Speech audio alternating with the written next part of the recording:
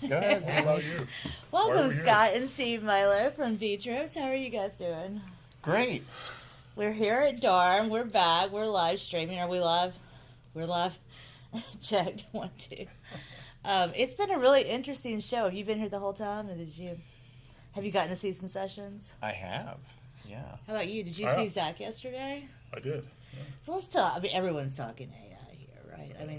I mean, are you noticing operationally any kind of, real application shift in how you're doing business right now? Not for that. I think early on the things that, talking just about AI, there's really two places I see that they're making some strides in. On the guest service side, I think there's a lot of stuff happening there with them being able to answer these quickly, and as long as we put our stuff in place, then I think that's a legitimate use for them. The other side is on the coding side, right? So I think a lot of the companies here are promising us stuff based on being able to get the coding stuff done. But I don't see any major things right now. You look at Boom and see most of their stuff is AI driven, but I still think that has to work out some kinks as well. What are your thoughts on the AI situation? Well, I think there's going to be some winners. I just think that if you're smart, because everyone in the vendor room tells you what they can do stuff, you'd be smart to basically get case studies to see what they've actually performed, as opposed to letting them try to prove that they can do all of this stuff that they say they can. So I've asked for case studies every time I've talked to someone who's approached me about AI. Not just a case study, but referrals. Show us that what you're doing actually works. And I'd say the more narrow the firms are in terms of what they're trying to do, the more successful they're going to be. The ones that are trying to just pretend that they can do everything are not going to be winners, in my opinion. I mean, I think there's clearly areas where you could have some big winners, particularly on the marketing side. Improving conversion on websites, through the use of AI. That would be a home run if you could have a company that could actually show that improving PPC spend and efficiency, that's clear. And then, what we used to call dynamic marketing, which was obviously segmentation, but if you could just do that either to the guest or to the owners and improve conversion, that's going to be a game changer. But too many of these firms are just promising everything. And, those firms, I think they're going to wash out. One of the reasons I wanted to talk to both of you together, actually, is this whole idea of what the life cycle of a vacation management company looks like today. And when did you start at Southern? I was there in 2008 to begin with. I actually became an employee in 2012. So you were consulting? Mm-hmm. And then they decided to sell when? 2022. And they sold to you. And you started when? In '08 as well? Technically, I bought my first vacation rental in 2003 and did rent by owner for the first couple of years, and then started professionally managing in 2006. So an interesting trajectory, right? As far as you go up, and then as far as how many companies have you bought since you've started? Yeah, it's around 30. And Southern was really, you grew through acquisition, but also, you guys have, bought 2? No, we bought about 8 companies Okay, that's during right. that period of time, yeah. But And then, a lot of it was organic as well. And then you kind of contracted a little bit too. Yeah, you find when, it wasn't a big company, right? So we didn't have a lot of integration pieces or things to look at it from that standpoint. We looked at, what was the rent per unit, what was the profit per unit, what was the occupancy, and said, okay, let's do it. And what you find is a lot of these, in some cases we lost as much as 20% of the inventory just because it wasn't the right inventory. They'd kept it on to, keep the lights on. So the decision to kind of grow in terms of when you decide to grow by buying another company, is there a point, what point do you get to where you feel like that's the right move rather than just stay in your local market and stay kind of as a smaller independent single destination company? I think the right answer of moving outside of your region is either you're concerned about regulations or you're concerned about natural disasters. So diversification, in part, was started because we got all these issues with Flagler County. As you're aware, this is back in 2014. Tiffany kind of talked about it in your opening session. The battles we've had in Florida over regulations, and that led me to want to go to a place like Tennessee, which was kind of much more open-minded about vacation rentals because that's a primary tourism issue.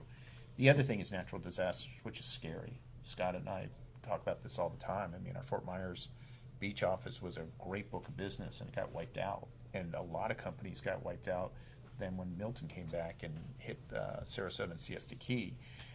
So I think if you have areas that you're in that are prone to natural disasters and or regulations, looking to get into other areas outside of that geographical footprint diversifies you from those worst case scenarios.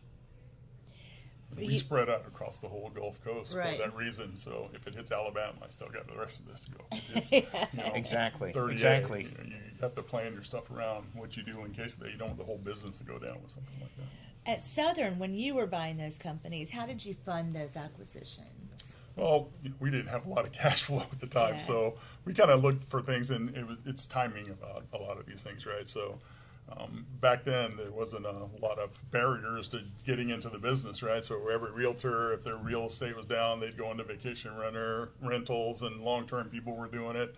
And so I think there wasn't really a barrier to entry, so they'd get in much harder than they thought.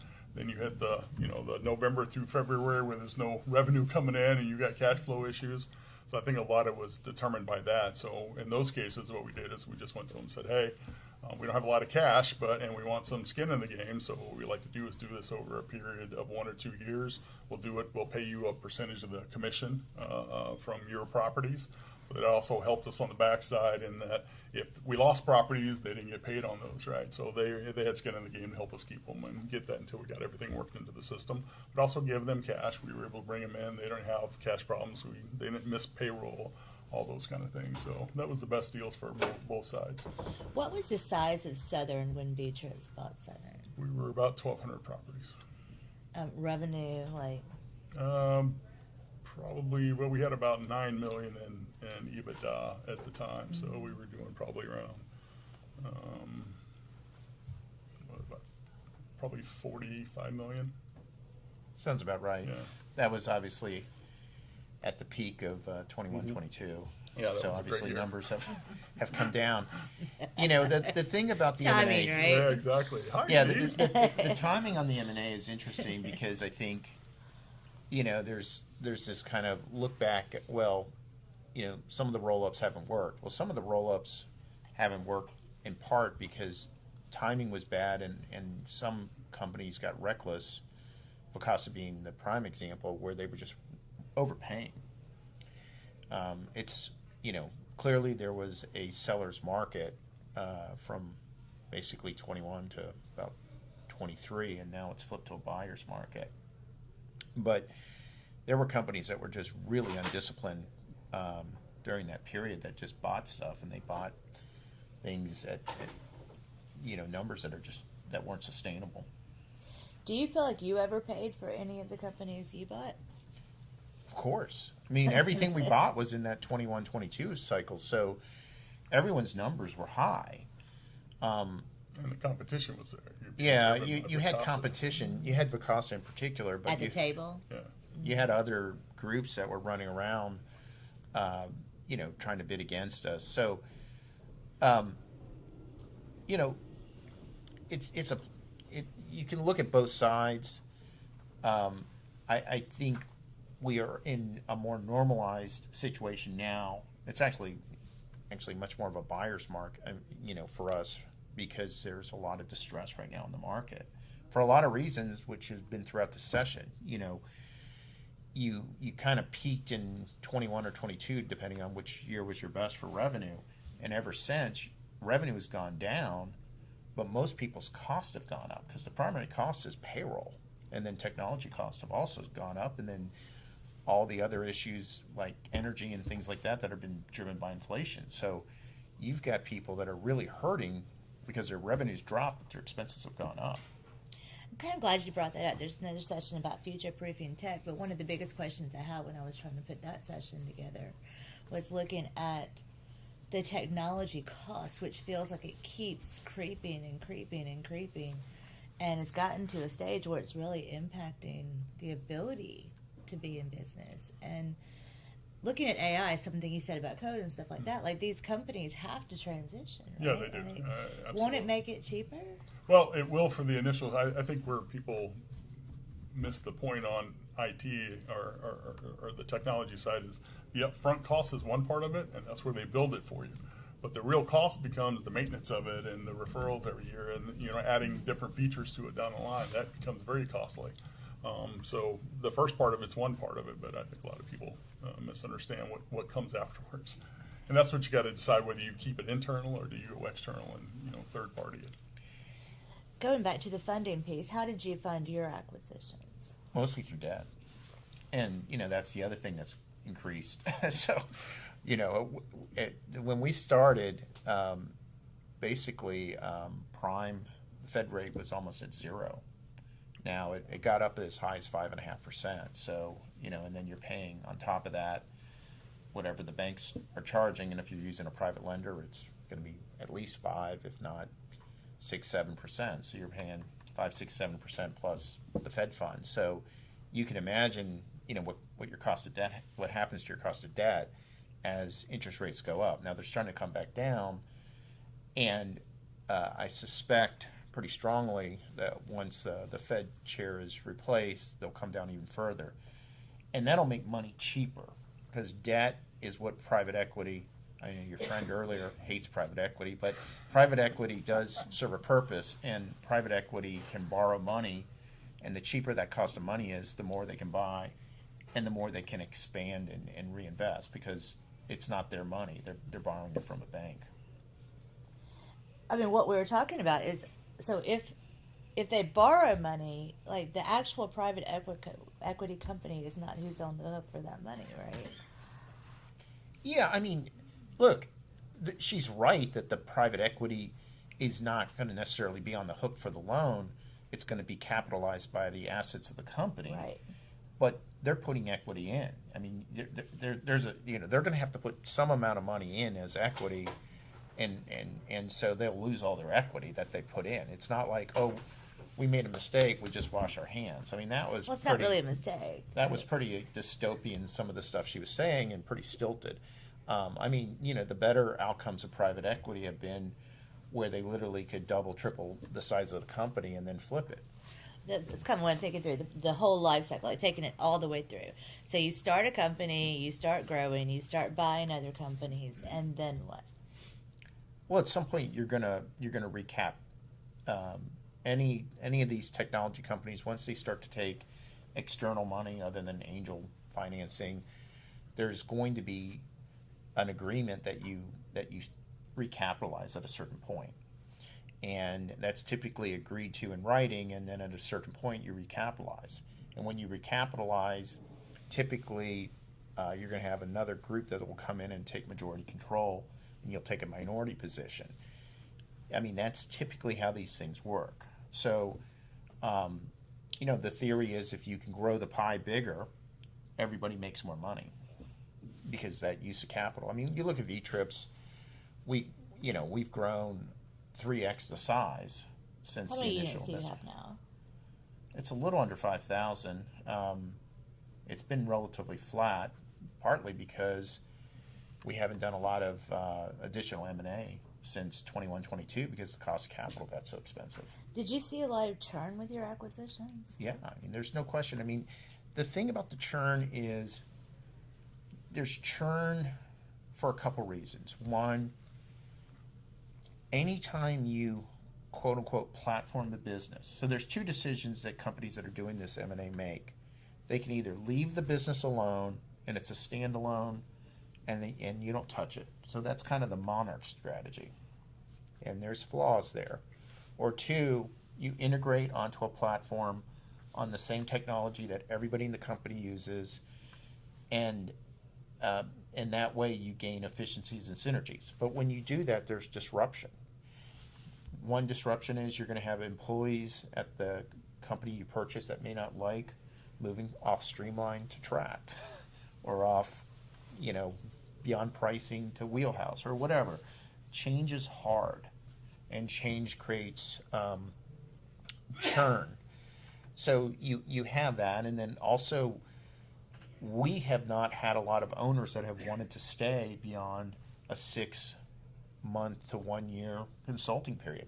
Once the owners have gotten paid, it's our experience that they want out, that they want to go enjoy life, buy houses, do trips. They don't want to work, and even the ones that have stayed, their incentives and their work ethic is very different at that point. So you have to identify who are the next people within those organizations who want to step up and have the opportunity to get additional salary, stock options, bonuses. And so, that whole process creates some churn. Now, once you stabilize things, then you have the ability to start to grow again. So, there's a life cycle on integration. If you leave the business alone, in theory, you don't have that risk, but then you have all those cost centers that you haven't synergized. I mean, just imagine being on all these different technology systems. It's a nightmare. You can't communicate. You can't get reporting. I want to talk about the team side of it for just a second. You're a pretty pro-employee manager. I think everyone who's worked for you would say that. Well, I appreciate that. It's because I'm big and ugly and mean, so. I don't think that's it. But watching, and I guess how sometimes, let me back up. How people will tell you that there's the right person to lead a company from being a founder to one level, and then there's maybe that person's not the right person to take the company from point B to point C.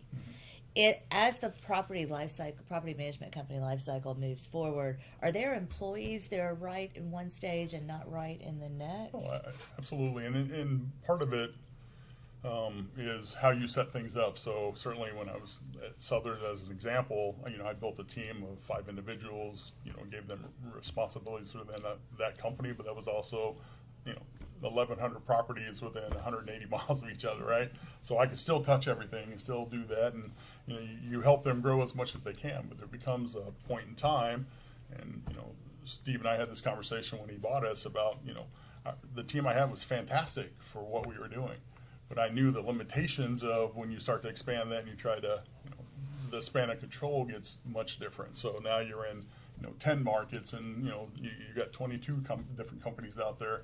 To be able to, that's a whole different person, right? I always tell people, you hire people depending on the role, not because you like them, right? Or because they're like you, or this one's pretty and that one's not, and this one's big and strong, and you do things, right? If the job is to climb a tree, do you hire a horse or a squirrel? Horse may be stronger and all those things, but that squirrel is the one you need to climb the tree. So it takes different attributes for each of those roles. You got to figure that out. But also in different cultures. 100%, yeah. So how is the culture different under a V-Trips than it was under a Southern? Well, Southern was, again, we were small, local, comparative to a Vacasa at the time, right? And we pitched our model towards that, right? And so it was one of the things that I brought with me when we went to V-Trips is to make sure that you find the genius of the and as opposed to the tyranny of the or. So cultures will change, but your core values don't change. So how you treat customers should never change, or owners should never change, or employees should never change. That's your core values, right? That's who it is. But as far as how you look at things, so we started our pitch of, especially once Southern became part of this, is all my competitors came after us saying they're no longer local, right? They're a corporation, and so they're not going to pay attention to you and do all this. And we had to go back and say, wait a minute, it's the same people that were taking care of me before, and actually we do the genius of the and. So we have a corporate culture when it comes to centralized processes. So accounting, HR, marketing, revenue, all those things we centralize because there's more economies of scale of that. But everything in the field is exactly the same. So the touch points with the guests, the touch points with the owners, the touch points with our cleaners. Vendors are a very important part of that too. So finding that culture that stays the same when it comes to those localized markets, and then using our, I hate to call it corporate strategy, but our centralization of some of those functions that make it different. So the guest and the homeowner have the same experience at Southern. Yes. I mean, now as they did Absolutely. under V-Trips. Absolutely. Well, and part of this is, I think, one of the things I've learned maybe the hard way is, and Scott's been a big part of helping, is, we tried to centralize too many things initially under the V-Trips model, and I was at least smart enough to listen and pivot back and go back to more of the localized experience, which was fortunate that we did that, because the Vacasa model doesn't work of trying to centralize everything, and particularly the local experience, the owners, the owner relations on the ground, the guest relations on the ground, service orders on the ground. I mean, all of those things have to be at the local level, and you have to really work hard to get the key employees who are local and know the area to be involved. And the markets that we've had the most success with, we've been able to do that, and there's been markets where we've had churn, and there's some markets that we all talk about the churn, Gatlinburg being one of them. It's just a merry-go-round of turn from the employees, and it's a tough market. I mean, we've had so many discussions with people who said, we'd like to work for you, and our answer is, would you like to go to Gatlinburg? And that's not an easy place to get people to relocate. So, it makes a big difference having that staff that lives there, their families are there, and that's something in the markets that we've done really well, we've been able to keep, and in the markets that have been more challenging, we've had turn. I think a lot of it goes back to when we first started doing this. Remember, Steve's company was 1,500 units or whatever it was. All of a sudden, you add 4 times that in a year, right? And so the basic foundation of that from an integration standpoint was difficult. So I think one of the things we both learned and worked hard on through that is getting the integration part of that to be important. So this past year, we had 3 more acquisitions that came in that we knocked those out in less than a month and got them clean. We haven't lost properties. All those things are important. Because it's also not only do the guests and owners have to hear, but they're going to hear it from the employees. So we had to go through and make sure they understood the tools, right? This is going to make your job easier and better. And guess what? You got these 50 properties, and here's your tools that you can use to do that. And you get to spend more time doing that and not doing some of the centralized pieces of it. When some of the things that you used to, when we stopped before before your biggest acquisition run, is how lean that you kept the company. That was something that, that you would tell us, how much higher your margins were because of how lean, you were running these companies. And it does. Do you still feel like that's the case, or do you feel like this has gotten to be a little bit more expensive? Well, look at Scott and I. We're leaner now than 3 years ago. Y'all are both really small. I agree. So, no, we're lean. I mean, we're really lean. I think by almost any comparison, we're lean because, you do gain synergies. You don't need a revenue management person for every market. You can have revenue management people that manage multiple markets. You can have one head of marketing who manages, in some cases, more junior people.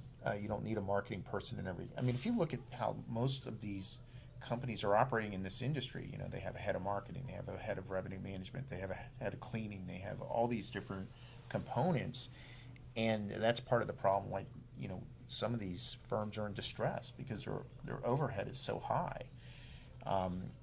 Scott brought in the Southern way, which is you don't have a head of housekeeping, you don't have a head of maintenance, you have a property manager, and that property manager manages anywhere from 30 to 50. This is the pod component that Scott and Southern kind of came up with.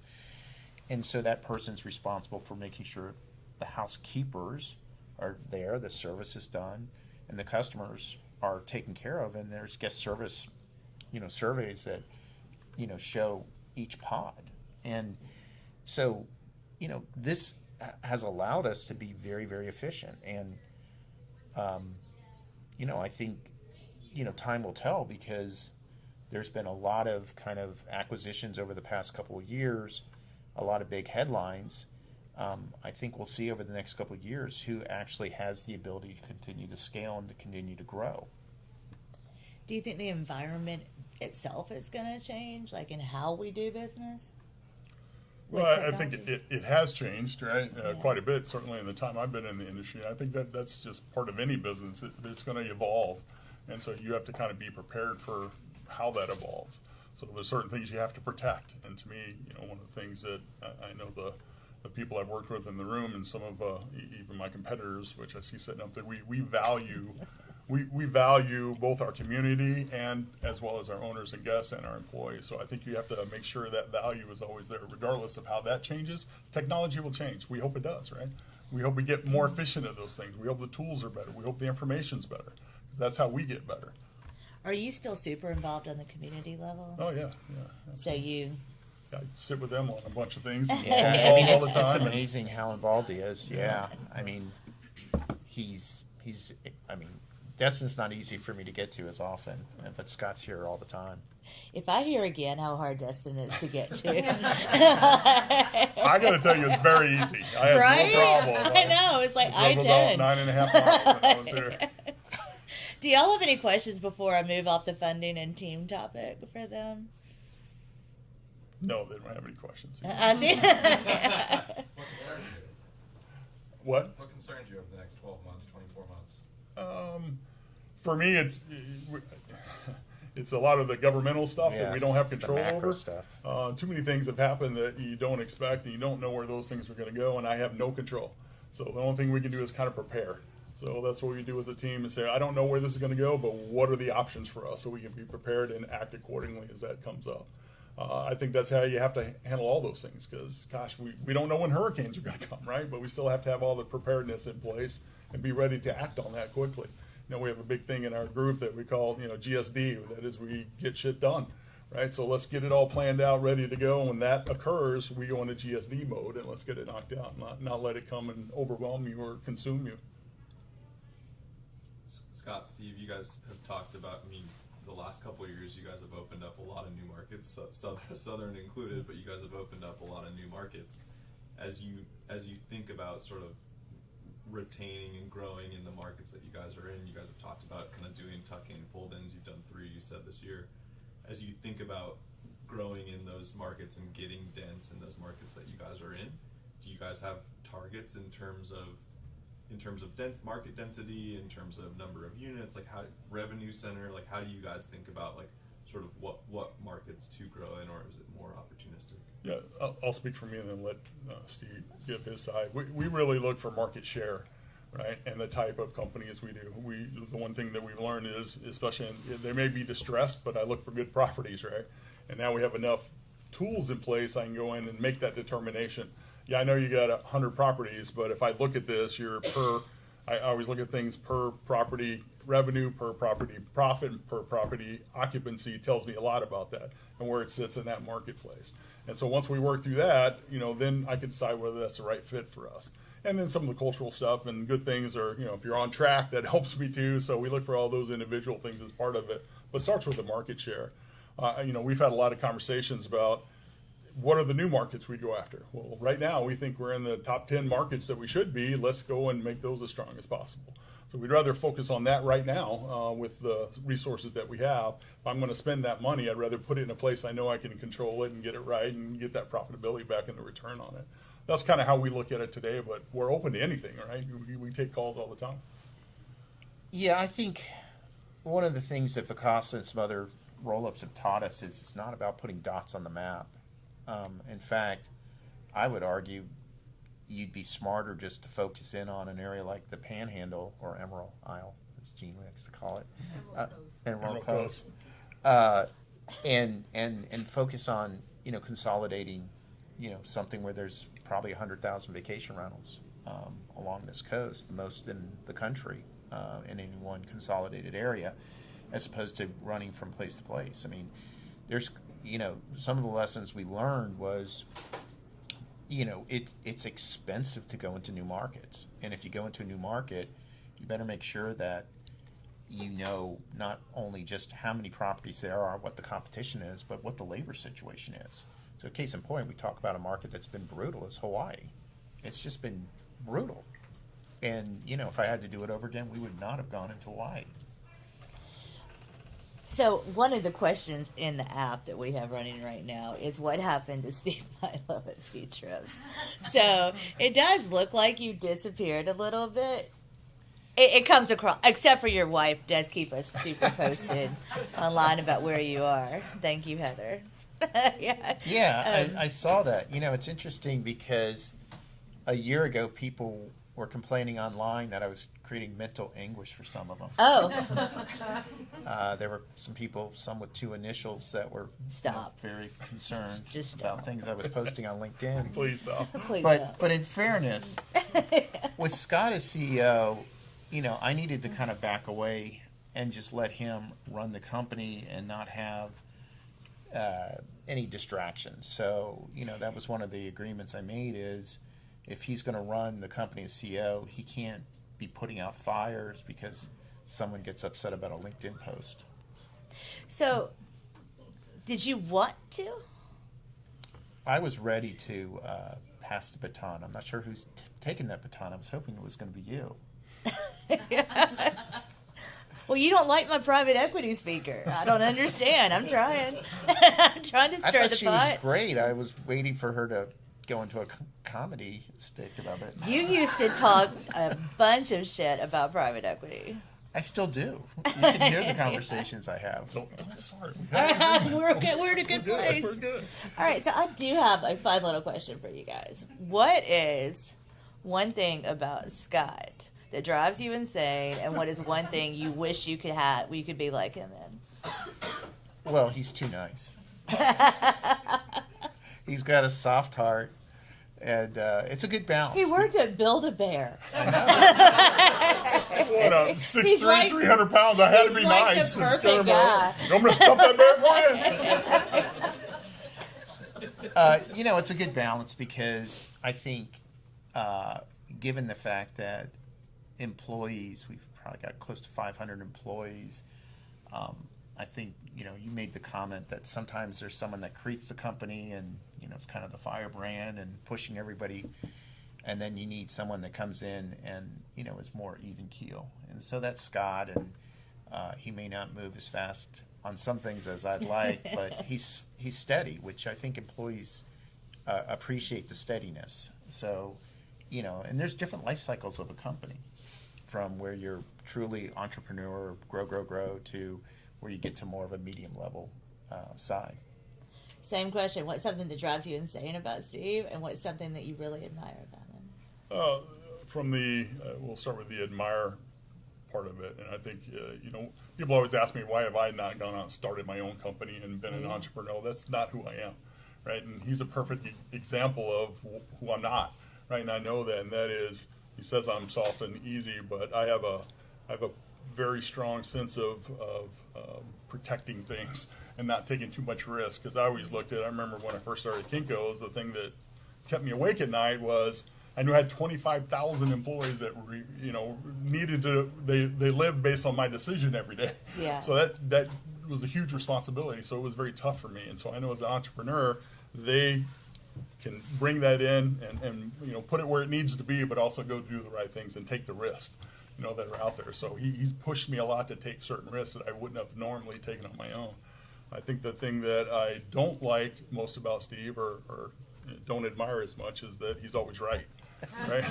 So one Or of at the least things, I say I am. well, there's so You many are times right a lot. when we have Yeah, this it's true. discussion. We talk about it a And I always lot. tell him, I think it's the way he presents it that makes me say, no, we're not going to do that. Or, that's wrong. And then, you know, you realize he actually is right. You know, it's not always delivered in the package you want to see it, but he's right.